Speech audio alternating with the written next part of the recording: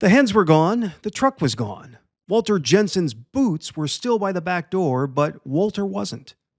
Hundreds of miles away in the industrial heart of Detroit, Harold Morgan stared at a rusted engine block on the banks of the river.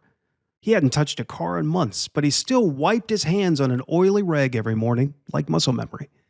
His kids were gone too, sent away. He didn't say where.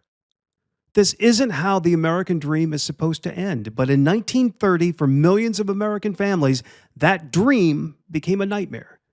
And what made it worse wasn't a hurricane or a war, it was a vote, a signature, a tariff. But first, if you enjoy these stories, they try to erase, but we're committed to tell, you're at the right place. That's what we do here. History drops 2 new episodes a week, so if this is important to you, like and subscribe.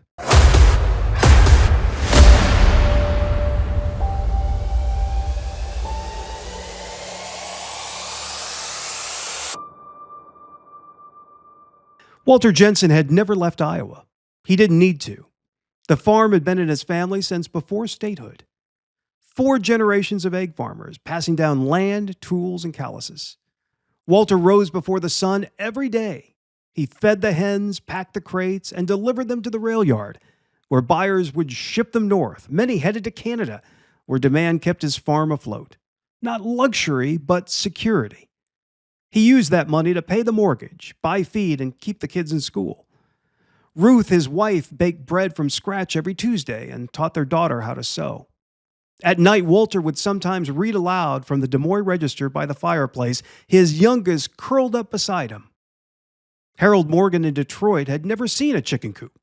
He was a carman, line worker at Packard Motors, hands black with grease, knuckles nicked from bolts, but he had a steady job, a modest house, and 2 sons who thought the factory whistle was the sound of safety. When Harold came home at night, Anna had dinner ready. Cabbage stew or sausage and onions. They'd listen to the radio together, mostly jazz, some big band, maybe a baseball score or 2. Life felt steady, familiar. But that was before the crash, before everything changed. When the stock market collapsed, the ground beneath them began to shake. Within months, bank runs began. Farmers like Walter couldn't get loans for seed. Factory orders dried up. Foreclosures skyrocketed. Unemployment surged. In 1930, Americans were desperate, and desperate men in Washington clung to a very old idea. Raise tariffs, protect American jobs, seal the borders from foreign goods. That's when Senator Reed Smoot of Utah and Representative Willis C. Hawley of Oregon stepped forward. Smoot was a senior senator and devout Mormon. Hawley was an academic turned lawmaker.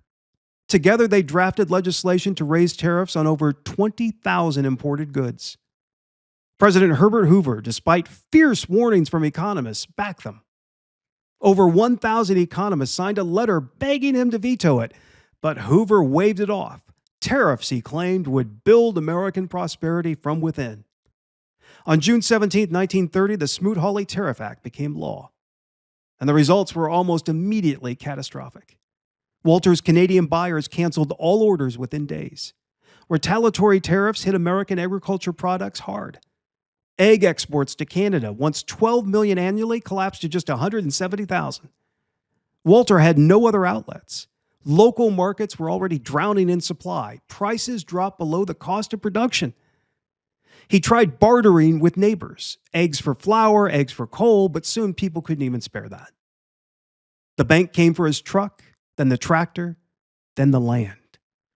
His daughter Emily remembered the night her mother found him outside, sitting in the barn, staring at the hens. He hadn't spoken in hours. The barn lantern had gone cold. In Detroit, Harold lasted a few more months, but retaliatory tariffs from Europe cut off car exports. Assembly lines slowed, then stopped. He was laid off in January, so were 2,000 others. Harold pawned his wedding watch, sold his boots. His youngest Sam was diagnosed with pneumonia, but they couldn't afford a doctor. Anna tried to keep the family together, but when the foreclosure notice came, she wrote one letter to her sister in Flint. Take the boys, feed them if you can. Harold and Anna moved into a Hooverville near the Detroit River, shanties built from crates, scrap metal, and hope. A newspaper reporter called it a city of ghosts. In winter, frost formed inside the shelters. Harold saw a man freeze to death sitting up. No one noticed for hours. Nationwide soup lines stretched for blocks. A New York charity ran out of bread and had to turn away 500 hungry men. Children scoured alleys for potato skins. Schools closed. Hospitals shuttered. Between 1929 and 1933, U.S. exports dropped by 61%. Imports dropped by 66%.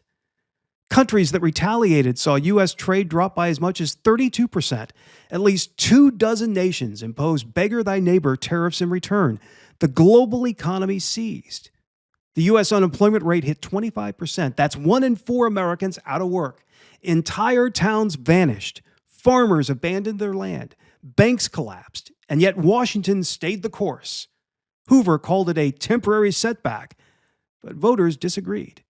In 1932, America rejected Hooverism. Franklin Roosevelt won in an historic landslide. Republicans lost 101 House seats and 12 Senate seats. Hawley, the tariff's co-author, was rejected by his own party. They refused to even nominate him. Smoot, the powerful Utah senator, was thrown out of office after 30 years. The lesson had been learned the hard way, but the scars remained. Walter Jensen never returned to farming. His wife Ruth took in laundry. Emily became a teacher, but she never forgot the night they sold the family Bible to buy flour. Harold Morgan never worked another factory line. He died in 1942 penniless in a Detroit boarding house. His boys didn't find out for 3 weeks. The Smoot-Hawley Tariff Act didn't cause the Great Depression, but it poured gasoline on the fire. It isolated the U.S. from the global economy when partnership was most needed. And it turned an economic crisis into a humanitarian one. But there's another part of this story, one that comes decades later and from within the same political party. In the 1980s, a different kind of Republican entered the White House. Ronald Reagan understood what Herbert Hoover had failed to see. He had studied the lessons of Smoot-Hawley, and he made it his mission to turn the Republican Party away from tariffs and toward free markets. Reagan believed that economic walls didn't protect nations, they isolated them. So he began dismantling barriers. One of his first acts as president was eliminating import quotas on shoes from developing nations. And more importantly, he looked north to Canada. The very country that once bought Walter Jensen's eggs was now central to a new vision for global cooperation. Reagan negotiated the first U.S.-Canada Free Trade Agreement, laying the foundation for what would become NAFTA. He believed prosperity wasn't a zero-sum game, that when trade flows freely, nations rise together. In a 1986 radio address, Reagan said, "Our trade policy rests firmly on the foundation of free and open markets. The freer the flow of world trade, the stronger the tides of human progress and peace among nations." In his memoirs, Reagan named Smoot-Hawley directly, calling it a disaster. "I am a free trader," he wrote. "I firmly opposed import quotas."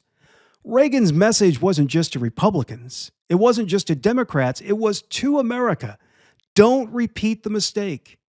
Because history doesn't just repeat, sometimes it warns. Tariffs may be very easy to impose. They may feel like strength. But when we wall ourselves off from the world, we don't just hurt our trading partners, we hurt our people.